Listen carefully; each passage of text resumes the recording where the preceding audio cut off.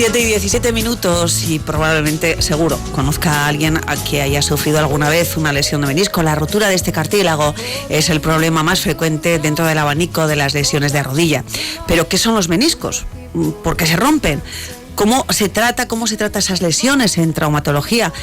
Todas pasan por quirófano. Estas serán algunas de las preguntas que vamos a tratar de responder a lo largo de los próximos minutos.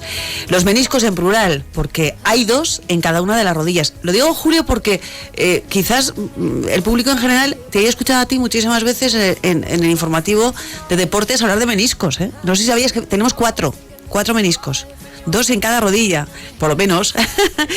Vamos a hablar de ellos, de esos amortiguadores del peso corporal entre el fémur y la tibia, duros y elásticos, con el doctor Gonzalo Morá, traumatólogo, director del Instituto de Traumatología y Medicina Regenerativa. Doctor, muy buenas tardes. Muy buenas tardes. Permítame la broma, pero es verdad, él es el responsable del mundo del deporte y quizás, ¿no?, los ajenos al mundo de la traumatología, donde más veces hemos podido escuchar rotura de menisco, es en esas informaciones que da el míster, ¿no?, por la lesión de un jugador de fútbol. Que parece que sea solo de futbolistas, pero la mayor parte de los pacientes no son futbolistas. Doctor, ¿qué son los meniscos? Bueno, los meniscos, como has dicho, tenemos 4. Yo lo comparo con los amortiguadores de las ruedas de los coches. Es decir, son literalmente eso, amortiguadores formados por un material fibroso y elástico, muy parecido al cartílago que tenemos en la oreja, que es lo que más fácilmente nos podemos tocar, y es eso, realizan una labor mejoran la fricción entre los huesos, pero sobre todo una amortiguación, y permiten que movamos la rodilla con un ritmo adecuado. Suavizan ese impacto, ¿no? Fundamentalmente. Amortiguadores, que la imagen es perfecta. Hay uno medial, otro lateral en cada una de las rodillas, ¿no? Uno está en el centro y otro en el lateral, ¿no? Sí, habitualmente el que más se estropea es el medial, y es cuando decimos las famosas piernas de futbolista o piernas de vaquero, como una especie de V. Pero también es frecuente la lesión de los meniscos laterales, que es más frecuente, curiosamente, en mujeres por la forma de las piernas de las mujeres. Pero bueno. Doctor, permítame una pregunta, me salgo un poco del contexto, pero es que acaba de decir algo que llevo mucho tiempo queriendo resolver. Antes los futbolistas tenían las piernas mucho más arqueadas, como usted decía, las piernas de vaquero. Y yo he escuchado a deportistas decir, porque los campos de fútbol eran mucho más duros, jugaban en tierra, que los campos de ahora, que son mucho más mullidos, mucho más suaves para esa articulación. ¿Pueden tener razón? Bueno, una parte sí, en el fondo eran campos de tierra muy duros y pedregosos incluso, con lo cual pues la capacidad de amortiguación, ¿no?, se forzaba mucho más. Pero bueno, hoy en día también lo siguen teniendo en paréntesis. Doctor, ¿por qué se rompen? Bueno, se rompen en las personas jóvenes por un traumatismo fuerte, directo, inmediato, en el cual pues la persona da un giro en la rodilla, o practicando algún deporte, o incluso subiendo o bajando unas escaleras. Eso en las personas jóvenes de manera súbita, y en las personas ya adultas se rompen la mayoría de las veces o bien por un movimiento súbito, como hemos visto antes, o bien por muchos movimientos. Es decir, como si dobláramos un alambre. Lo doblamos una vez, no pasa nada. Lo doblamos 20, 30 veces y el alambre se rompe. Esto sería lo mismo que le ocurre a los meniscos. Es algo degenerativo, pero en un momento determinado de esa degeneración, en un golpe súbito, se parte, ¿no? Es la gota que va colmando el vaso de agua, pero el vaso de agua se iba llenando. Se iba llenando. Doctor, ¿y por qué se oye tanto, ¿no?, en deportes el fútbol, el tenis, el pádel, incluso el esquí? ¿Porque fuerzan mucho esa articulación? Bueno, sobre todo porque la mayor parte de esos deportes tienen una rotación de las rodillas. La rodilla funciona muy bien en flexión y en extensión, como en el caso de una bicicleta, que es un movimiento continuo y muy similar, tanto en flexión como en extensión, pero sin embargo cuando hay una rotación, el impacto y el efecto de cizallamiento es el que realmente rompe el menisco. Yo creo que tenemos todos a los futbolistas y también a Rafa Nadal, ¿no?, que siempre anda, que fuerza mucho, es un jugador que es por su forma de juego, ¿no?, en el tenis carga mucho amortigua mucho. En el caso de los deportistas de élite como Rafa Nadal, bueno, la sobrecarga deportiva es la principal causa de sus lesiones. Entiendo que en el caso de las personas mayores, claro, cuanto más edad, más facilidad hay, ¿no?, dependiendo de la vida que haya llevado, de que se produzca esa lesión de menisco. Sí, es un tema con el paso del tiempo se va fragilizando esa estructura, ese ese cartílago parecido al de la oreja que hemos comentado, pues bueno, se va haciendo más frágil y ante impactos menos importantes o movimientos menos violentos, pues básicamente se rompe, ¿no? Otros elementos será, por ejemplo, el sobrepeso, ¿no? Cuanto más tengan que... cuando el coche aguanta más peso, más fuerza tiene que hacer en esos amortiguadores. Esa es la mejor comparación. Quiero decir, si un coche está preparado para un determinado número de kilos y le ponemos muchos más, sus amortiguadores van a disminuir el tiempo de duración, con lo cual... Pues... Esfuerzo, peso, edad, factores degenerativos, amén de lo que decíamos en la gente joven. Cuando llegan a usted... ¿Cuál es el diagnóstico? ¿Cómo llegan? ¿Con dolor? ¿Cuál es la sintomatología, ¿no? de una lesión en el menisco? Básicamente dolor y en ocasiones inflamación de la rodilla.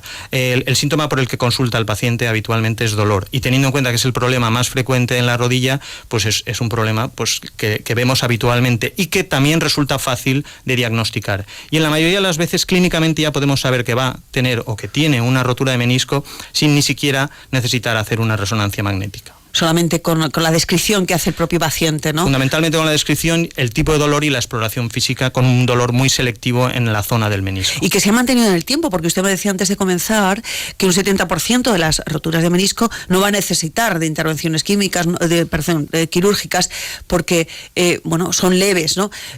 Pero en otros casos, como decíamos, hay que tratarlas, ¿no? En muchos casos, el cuerpo es capaz de regenerar, de aguantar, pero si se mantiene en el tiempo, ahí ha pasado algo, ¿no? Cuando ya está un mes, 2 meses, que hay un dolor ahí constante. Sí, básicamente, como hemos comentado, el 70% de las lesiones de menisco, de manera global, evolucionan de forma satisfactoria y no van a necesitar tratamiento. Es decir, con esperar un poco y hacer un poco de reposo relativo, es decir, se puede caminar, se puede hacer bicicleta, etcétera, pero se van a solucionar. No a curar, pero sí a solucionar y van a dejar de doler. El 30% restante son aquellas lesiones que generalmente provocan un bloqueo o una situación mantenida en el tiempo, que generalmente además se asocia a otros tipos de inestabilidad, en el cual hay más lesiones. Hay lesiones en el cartílago, hay lesiones en los ligamentos. Entonces, muchas veces no son lesiones de menisco aisladas, sino lesiones de rodilla combinadas, que pueden ser igualmente o bien traumáticas o bien degenerativas,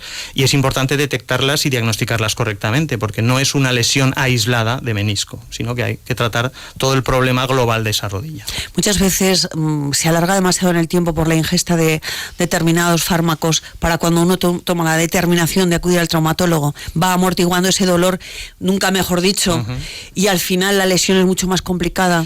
Bueno, realmente la toma de antiinflamatorios, lo que sabemos hoy en día es que disminuye las posibilidades de cicatrización y de curación de los tejidos de manera global, y en el caso concreto de los meniscos, la poca capacidad de curación que tienen la anulamos o la inhibimos con la toma de antiinflamatorios. Cuidado, porque esto es una plaga, ¿no? Claro, podemos tomar analgésicos, es decir, analgésicos de tipo metamizol o paracetamol o tramadol, en fin, solo para tratar el dolor, pero no como mecanismo antiinflamatorio, porque entonces estamos inhibiendo la curación. Me tomo y estamos mucho peor, degenerando el problema. Doctora, hasta hace unos años el mundo de la traumatología se basaba en la cirugía tradicional, pero esto cambia absolutamente con las artroscopias, ¿no? de rodilla. ¿Cómo trata usted las lesiones del menisco? Bueno, en aquellos casos que se precisa cirugía, yo afortunadamente no he llegado a conocer la época en la que se sacaba completamente, se abría bastante la rodilla y se sacaba completamente un menisco, porque en ese caso es como quitarle completamente el amortiguador a la rueda del coche, es decir, eso se va a deteriorar rápidamente. A día de hoy, desde hace ya más de 30 años, se introduce una cámara de pequeño calibre, como del tamaño de un bolígrafo Bic, y por otro pequeño orificio unas pinzas similares de tamaño, y podemos recortar de manera selectiva. Pero aún así, aunque recortemos solo de manera más selectiva esa zona del menisco, aún así estamos dejando un defecto de amortiguación, y eso pasa factura con el paso del tiempo. Incluso a medio plazo, no solo a largo plazo, ya pasa factura. Con lo cual, pues la tendencia actual es, en la medida de lo posible, tratar de cicatrizar y curar esa lesión, y si no es posible, incluso parcialmente regenerar ese tejido para no tener que quitarlo. O sea, la cirugía sería la última opción, porque hay otras. Exacto. Yo siempre le digo a los pacientes que la cirugía de menisco ni es urgente ni es obligatoria. Es decir, solo es, entre comillas, urgente cuando tenemos una rodilla bloqueada que no podemos ni flexionar ni extender. Hay un tope físico que sí que hay que retirar. Pero salvo en esa situación, es mejor intentar un tratamiento conservador o de tipo regenerativo para evitar precisamente tener que extirpar el menisco. Usted trabaja con el plasma de plaquetas, ¿no?, para promover esa regeneración, cicatrización, etcétera. Plaquetas, cuénteme, extraídas de nuestra propia sangre, explíquenos, porque en concreto son factores de crecimiento contenidos en las plaquetas que se centrifugan a través de técnicas y que luego usted inyecta, ¿no?, en esas zonas dañadas. Bueno, no sé si lo he dicho bien. No, es perfecto, sí, realmente. Básicamente, lo que intentamos es reproducir los mecanismos naturales de curación. Esos mecanismos naturales de curación en los niños son muy sencillos y por eso habitualmente no se utilizan estas técnicas, porque ellos ya las aportan con todo su contenido. Con todo de su plaquetas. Arsenal, ¿no? Tenemos una herida, la herida se forma un coágulo, se acumulan plaquetas, se acumulan una serie de proteínas, que son los factores de crecimiento, y eso va a estimular la curación. ¿Qué ocurre? Que en el adulto esa capacidad de curación va disminuyendo. Lo que hacemos nosotros es precisamente aumentar esa capacidad reproduciendo el mismo mecanismo que de forma natural se produce en los niños o en la gente joven. Entonces, obtenemos de la sangre, separamos las plaquetas y una parte del plasma, que sería la parte líquida de la sangre, y de todo ello extraemos por un proceso sencillo de centrifugación esas proteínas que nos van a servir para favorecer la curación. Pero lo único que estamos haciendo realmente es reproduciendo los mecanismos naturales. De defensa del propio, de nuestro propio organismo, además con nuestras propias células. Y en ocasiones, a veces usamos el plasma rico en plaquetas y a veces necesitamos un aporte celular más importante y en ese caso recurrimos a las células madre que tenemos en diversos tejidos, pero que fundamentalmente nosotros usamos las de médula ósea y las de tejido graso, que son las que más se parecen al tejido que vamos buscando. O sea, se pueden utilizar unas u otras dependiendo del gravedad tipo de la lesión, etcétera, etcétera. ¿Cuáles son los resultados, doctor? Bueno, básicamente es que el número con ese tipo de tratamientos, el número de cirugías en los entornos en que se realizan ha disminuido de forma notable, pero sobre todo la incidencia de artrosis en el futuro, con el paso de los años, porque llevan ya años utilizándose ese tipo de células, ha disminuido también en esos pacientes.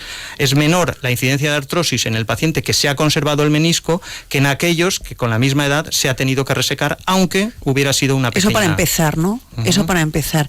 Y luego los resultados en personas, tanto jóvenes como mayores, ¿no? ¿Cuáles son los resultados? Bueno, básicamente la persona joven, incluso también el adulto, es volver a realizar su actividad normal con independencia... ¿Al 100%? Sí, posiblemente, con independencia de la que fuera. ¿Por qué? Porque ese es el objetivo de lo que buscamos. O sea, es devolverle una calidad de vida que ya tenía el paciente previa a la lesión. No plantearle el tener que abandonar todas aquellas actividades que a día de hoy, que es lo que quiere seguir haciendo. Tremendo. El otro día hablaba con una persona que usted conoce, además estuvo en su consulta, que ha tenido, el pádel, ¿no? Y yo decía, pues deja el pádel. Pues es que no puedo dejar el pádel. Es dejar mi vida. Y yo decía, bueno, cada persona sabe lo que es su vida, ¿no? Y esto es así, ¿no? Volver a recuperar tu vida. O sea, la gente lo que quiere, por lo menos nuestros pacientes lo que demandan es poder realizar su actividad sin dolor, básicamente. Y cada vez las personas viven más, como todos sabemos, pero también quieren una calidad de vida que han ido perdiendo. Bueno, si somos capaces de ofrecerles esa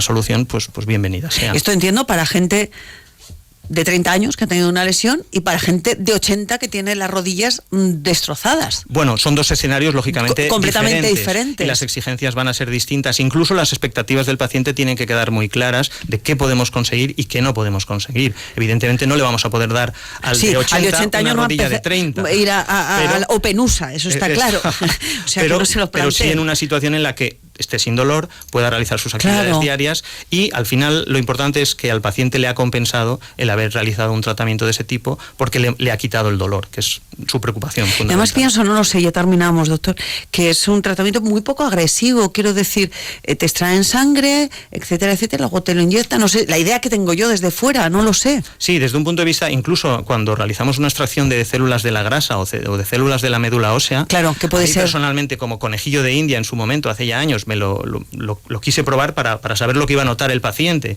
Y bueno, es relativamente molesto, pero bastante llevadero totalmente, vamos. Y estamos poniéndonos en el peor de los... en el peor de los escenarios es alguna molestia que podamos tener, pero nada más. Y dado que se trata de células del propio paciente, nunca vamos a poder tener una reacción adversa a ese tratamiento. ¿A quién nos dirigimos? Diríjase, doctor. Bueno, básicamente son dos grupos de personas. No tomen antibióticos. No, antiinflamatorios. Antiinflamatorios a libre albedrío cuando tienen un dolor. Esto me preocupa porque yo creo que conocemos a mucha gente, ¿no? Sí. Dolor de rodillas, tomo el antiinflamatorio y voy funcionando. Sobre todo si son lesiones que se van repitiendo.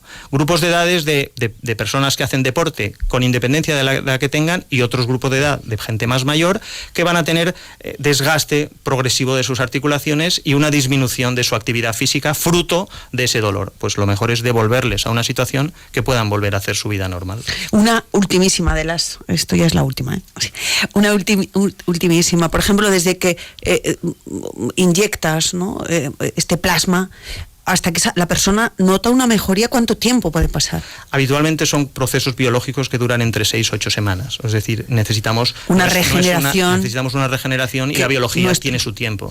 Lo que hacemos es estimular esa biología, pero no al día siguiente no va a notar nada el paciente, ni siquiera a la semana siguiente. Pero al cabo de 6 semanas. De 6 o 8 semanas habitualmente. ¿Le han dado las gracias? Y le han dicho, y le han dicho, ya podía haber sabido yo esto antes. Bueno, es un comentario frecuente, claro. Doctor, un placer por estar con nosotros. Doctor Gonzalo Mora, como decíamos, director del Instituto de Traumatología y Medicina Regenerativa. ¿Qué tal va del corazón? Muy bien, gracias. Pues me alegro, es que me voy a preocupar de todos los que me rodean. Esa es la promesa de este Día del Corazón. Muchísimas gracias. Muchas gracias. Aquí en La Onda, salud.